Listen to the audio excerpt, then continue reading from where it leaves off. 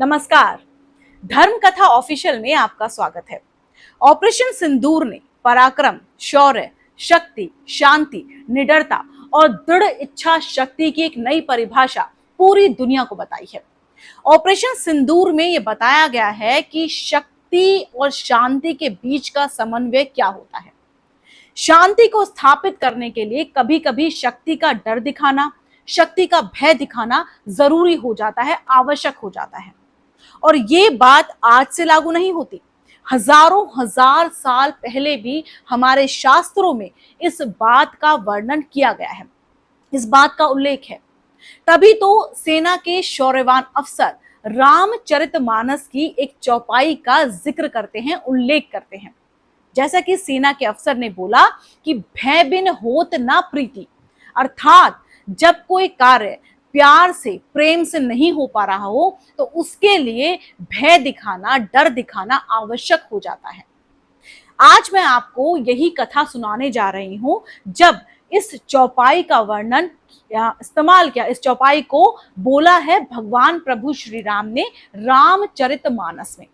तो ये जो पूरा वर्णन है, ये कथा जो है, मैं आज आपको सुनाने जा रही हूं। तो बात उस समय की है जब प्रभु श्री राम लंका पर चढ़ाई करने के लिए तैयारी कर रहे थे। उनकी पूरी वानर सेना तैयार थी और 3 दिन लगातार बीत चुके थे। प्रभु श्री राम समुद्र से अनुरोध कर रहे थे, उससे निवेदन कर रहे थे कि किसी तरह भी समुद्र कोई रास्ता ऐसा दे दे जिससे कि प्रभु श्री राम की सारी वानर सेना उस तरफ चली जाए, यानी कि लंका की तरफ कूच कर जाए और माता सीता को छुड़ा लाए। लेकिन 3 दिन बीत जाने पर भी समुद्र जस का तस नहीं हुआ, यानी कि उसने कोई परिवर्तन नहीं किया, कोई भी निवेदन प्रभु श्री राम का उसने नहीं माना। तब जाके प्रभु श्री राम ने इस चौपाई को बोला है। रामचरितमानस में इस चौपाई का उल्लेख किया गया है। तो क्या बोलते हैं प्रभु श्री राम? बिनय न मानत जल्दी, जड़ 3 दिन गए बीती, बोले राम सकोप तब, भय बिन होत न प्रीति। अर्थात 3 दिन बीत चुके हैं मुझे समुद्र से अनुरोध करते हुए, लेकिन समुद्र, जड़ समुद्र जो है वो नहीं मान रहा है। और तब प्रभु श्री राम क्रोध में आ जाते हैं, गुस्से में आ जाते हैं और वो लक्ष्मण से बोलते हैं, जाओ लक्ष्मण, मेरा धनुष बाण लेके आओ, अब मैं इस समुद्र को सोख दूंगा, यानी कि सुखा दूंगा। और जब प्रभु श्री राम ऐसा बोलते हैं, उसके साथ साथ लक्ष्मण को यहाँ पर कुछ चौपाइयों द्वारा एक शिक्षा भी देते हैं। अब ये शिक्षा क्या है, ये मैं आपको यहाँ पर बताती हूँ। साथ साथ लक्ष्मण को प्रभु श्री राम बोलते हैं कि कुटिल व्यक्ति से प्रीति, मूर्ख व्यक्ति से विनय, क्रोधी व्यक्ति से शांति, काम में फंसे व्यक्ति से धर्म की बातें, यानी कि पूजा पाठ की बातें, और साथ ही लोभी व्यक्ति से वैराग्य की बातें। इन बातों का या इन उपदेशों का जो उत्तर होता है ना, जो उसका आपको जो उत्तर मिलेगा वो बिल्कुल व्यर्थ हो जाता है, शून्य के समान होता है। अर्थात इन सब लोगों के सामने अगर आप इस तरह की बातें करेंगे तो उसका जो उत्तर होगा, उसका जो परिणाम होगा वो व्यर्थ हो जाता है, वो जीरो हो जाता है। तो यहाँ पर जब लक्ष्मण को ये संदेश प्रभु श्री राम बोलते हैं, लक्ष्मण जी फौरन जाते हैं, तुरंत जाते हैं और प्रभु श्री राम का धनुष बाण यहाँ पर उठा लाते हैं।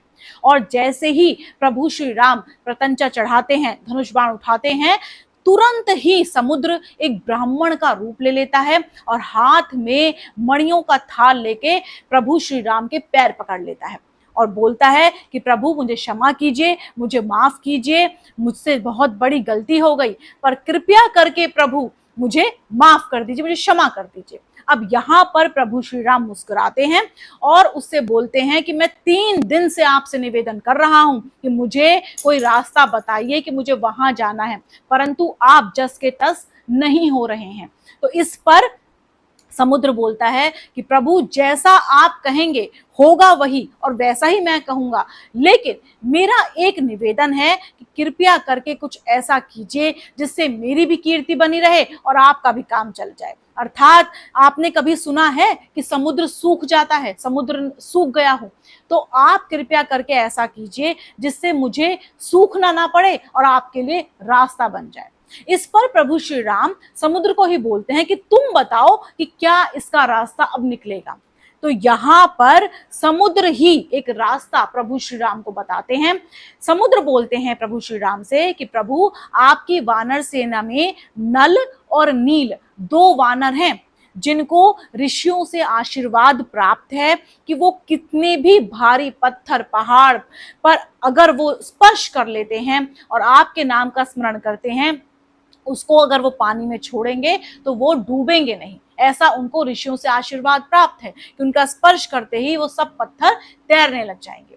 तो आप ऐसा ही कीजिए, नल और नील से बोलिए कि वो पत्थरों को उठाकर, बड़े बड़े पहाड़ों को उठाकर समुद्र में डालें और जिससे एक पुल का निर्माण हो जाएगा। और ऐसा ही हुआ, नल नील ने प्रभु श्री राम का नाम लिया और उन पत्थरों को, बड़े बड़े पहाड़ों को समुद्र में डाला, जिसे आज हम राम सेतु के नाम से भी जानते हैं। और उस राम सेतु का निर्माण हुआ, जिसके बाद सारी वानर सेना प्रभु श्री राम ने लंका की तरफ कूच किया और जैसा आगे तो आप सब जानते ही हैं कि माता सीता को छुड़ाया गया और वापस अयोध्या लाया गया।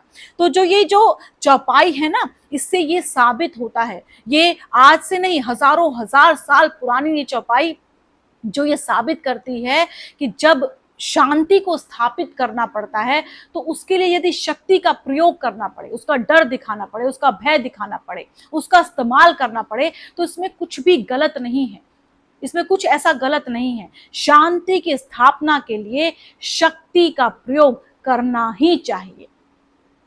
तो कैसी लगी आपको आज ये कथा, मुझे जरूर बताइएगा। कोई कमी रह गई हो तो वो भी जरूर मुझे कमेंट करके बताइएगा। और प्लीज धर्म कथा ऑफिशियल को सब्सक्राइब कीजिए और मुझे फॉलो कीजिए वंदना.भारद्वाज.9066 पर। नमस्कार।